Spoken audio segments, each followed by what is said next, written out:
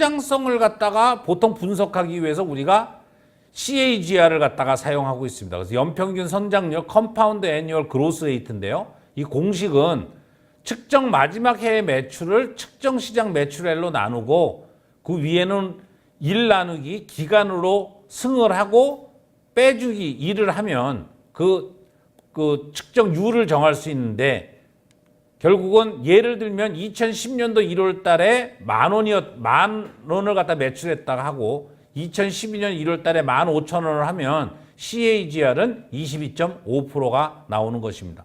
그래서 이 CAGR을 갖고 보통 우리가 3년, 5년 정도를 보면서 이 시장이 전체적으로 성장할 거냐 안 할 거라는 것을 볼 수 있는 것이죠.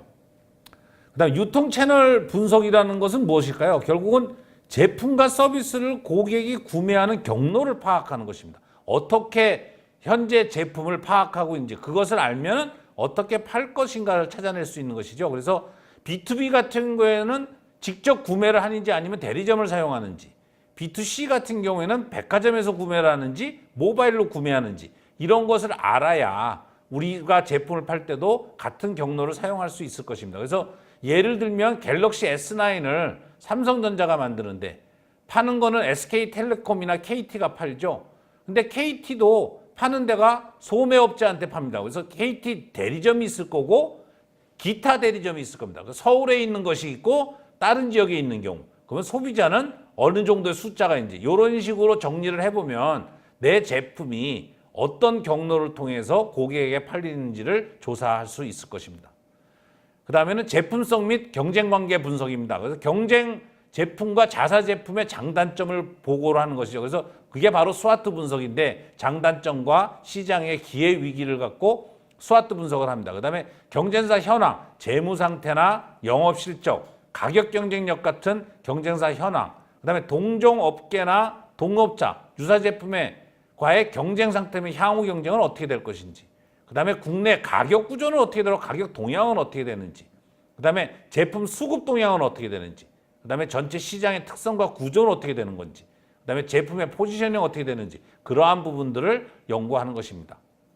그래서 경쟁 제품과 자사 제품의 장단점 분석을 보시면 제품 종류별로 고객의 요구 문제도 그러니까 제품의 종류별로 고객의 요구와 문제가 다릅니다. 그래서 그걸 분석하고, 그 다음에 국가별로 시장 점유율을 분석을 해놓은 거 보시죠. 자사 제품의 장점과 단점이 뭐고, 제품의 가격은 얼마이시고, 품질은 어떤지, 경쟁자 제품은 어떤지, 거기에 대한 고객의 요구 문제는 무엇이고, 경쟁 관계는 어떻게 되는지, 이런 표를 갖고 분석을 해보시면 될 것입니다. 그 다음에 스와트 분석이라는 건 뭐냐? 아까 말씀드린 자사의 강점과 약점, 경쟁사의 강점과 약점을 조사하고, 그 다음에 시장에서의 기회와 위협을 갖다가 가지고 상호 보완적으로 분석을 해보는데, 거시적 환경 분석을 통해서 기회와 위협 요소를 파악하죠. 그 다음에 경쟁사 분석을 통해서 경쟁자의 강점과 약점을 갖다가 파악을 해서 이 네 가지 기회와 위협, 강점과 양점을 활용해서 네 가지 전략을 수립을 합니다. 그래서 SO 전략, 강점을 가지고 기회를 살리는 전략. 그 다음에 ST 전략은 강점을 가지고 위협을 피해하거나 최소화하는 전략. WO는 약점을 보완하여 기회를 살리는 전략. WT는 약점을 보완하면서 위협을 회피하거나 최소화하는 전략입니다.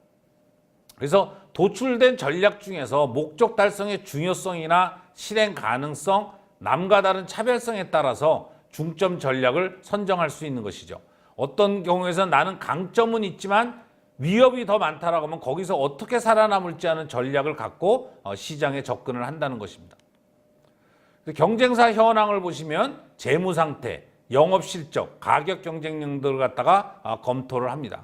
그래서 경쟁사 이름, 그 다음에 어떤 제품의 이름, 그 다음에 영업 실적은 어떤지, 손익은 어떤지, 시장 점유율, 가격 경쟁력, 그 다음에 생산 캐파너티, 시장 점유율, 이 정도의 정보는 수립을 해야 이 경쟁사의 현황이 어떻게 돌아가는지를 알 수 있는 것입니다. 그 다음에 목표 산업의 특성과 구조 분석인데요.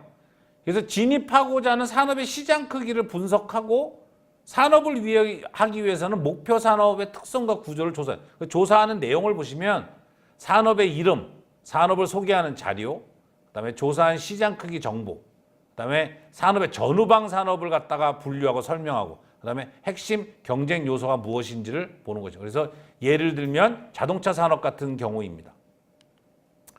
그다음에 수요 분석에서는 경쟁업체의 시장 점유율, 지역별 판매 가능성, 소비자에 대한 시장 조사 및 시장 점유율 예측, 그다음에 수요에 대한 예측, 판매처, 판매 조직 및 유통 경로 및 해외 시장의 분석에 의한 수출 가능성, 이렇게 사업을 하기 위해서는 이 수요만 이래도 정확하게 알지 못한다고 하면은 우리가 예측을 할 수가 없는 것이죠. 그래서 이 수요 분석에서는 이렇게 많은 내용들을 분석을 해야 됩니다.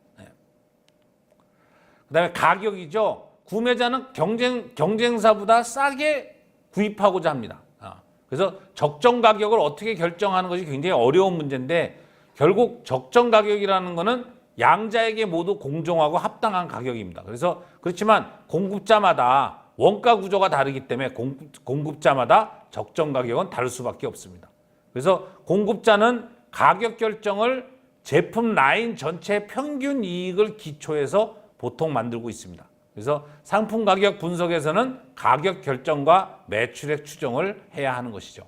그래서 예를 보면 제품 이름이 있고 예상 고객이 있고, 고객이 예상하는 가격, 그다음에 고객이 예상하는 물량, 그다음에 수급 상황이 어떤지, 그다음에 경쟁사의 예상 가격은 어떻게 되는지, 그다음에 예상 매출 원가, 그다음에 고객이 구매할 확률은 얼마나 되고 예상 판가가 되는 이러한 표를 가지고 있으면은 확실하게 상품 가격에 대한 전략을 수립할 수 있을 것입니다.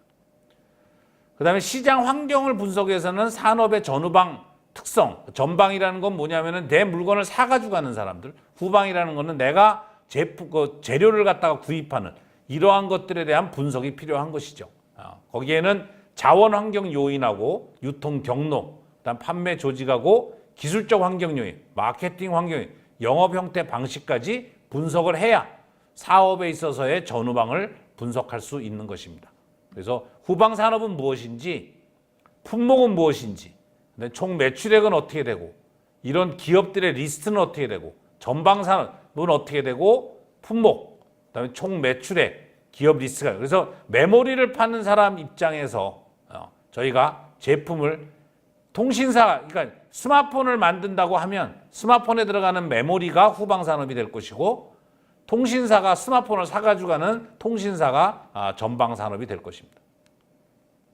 그래서 자원 환경 분석에는 인적 자원, 물적 자원 환경이 있고요. 그다음에 기술적 환경에서는 대내적인 기술 환경 변화 추세, 경쟁 기업에 대한 자사의 전반적인 기술 수준 측정, 그다음에 마케팅 환경에서는 이러한 것들, 최적의 마케팅 전략, 판매 방법, 이러한 것들을 환경을 분석 조사하셔야 하는 것입니다.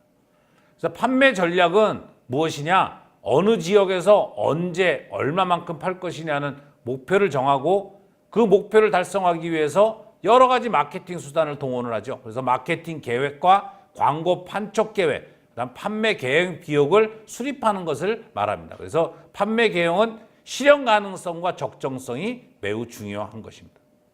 그래서 실제 제품을 생산해서 출시했는데 생산 차질이 생기면은 굉장히 어려운 문제가 생기는 것이죠.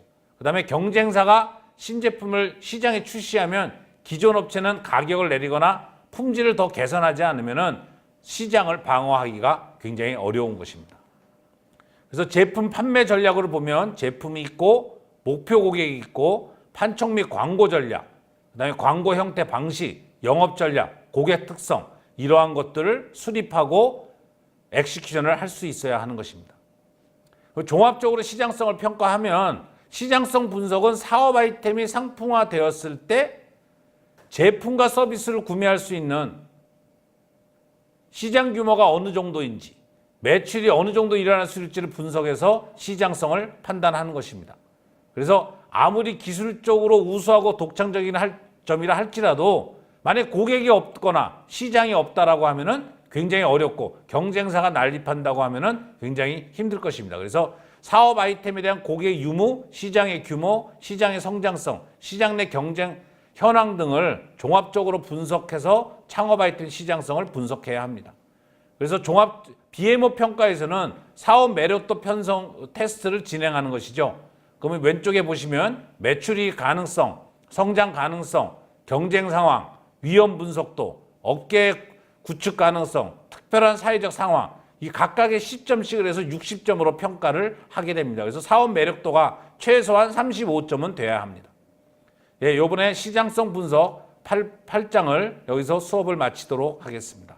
그래서 요약을 하면 사업 타당성 조사는 시장성, 기술성, 수익성을 순차적으로 종합적으로 분석을 하는 것이고, 시장성 분석에서는 시장에서의 기회, 고객, 경쟁사, 그다음에 경쟁사의 능력, 유통구조, 그다음에 제공할 서비스, 이런 것들이 어떻게 팔리냐를 보는 것이고, 전체적으로 전체 시장 동향 분석, 시장 성장성 분석, 유통 채널 분석, 제품 분석, 목표 산업, 제품 수요 분석, 제품의 상품 가격 분석, 시장 분석, BMO 테스트로 진행을 하였습니다. 다음 시간에는 자사적합도 분석을 공부하도록 하겠습니다. 감사합니다.